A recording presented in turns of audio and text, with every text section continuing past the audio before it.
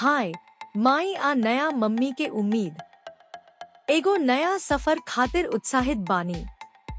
रउआ इतना चीज के बारे में सोचले होखब जवना के जरूरत राउर बच्चा के पहिला कुछ दिन में हो सकता, जैसे कि ओकर खाना, कपड़ा, डायपर, साबुन अवुरी शैम्पू।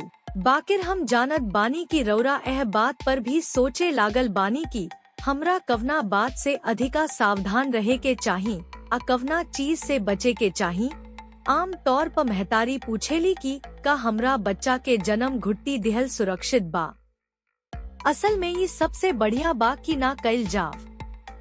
जन्म घुट्टी काहे ना खियाई।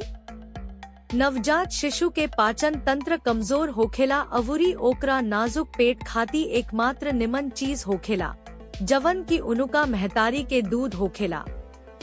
माई के दूध से पहिले बच्चा के दिहल जाए वाला कवनो चीज के प्रिलैक्टियल फीड कहल जाला। ई चीनी के पानी, शहद, ग्लूकोज पानी भा जन्म घुट्टी जैसन कुछ भी हो सकेला। ई सब ना देवे के चाही। जन्म घुट्टी कैसे बच्चा के नुकसान पहुँचावेला। एकरा से संक्रमण हो सकेला, स्तनपान चक्र में बाधा आ सकेला। एकरा से स्तनपान शुरू करे में देरी हो सकता जवना के चलते बच्चा के कोलोस्ट्रम नाम के तरल सोना के सब फायदा ना मिले। ऐसे सलाह दिहल जाला कि पहिला 6 महीना तक राउर बच्चा के माँ के दूध के अलावे अवुरी कवनो चीज ना खियावे के चाही। राउर बच्चा खाती सबसे निमन खाना हा।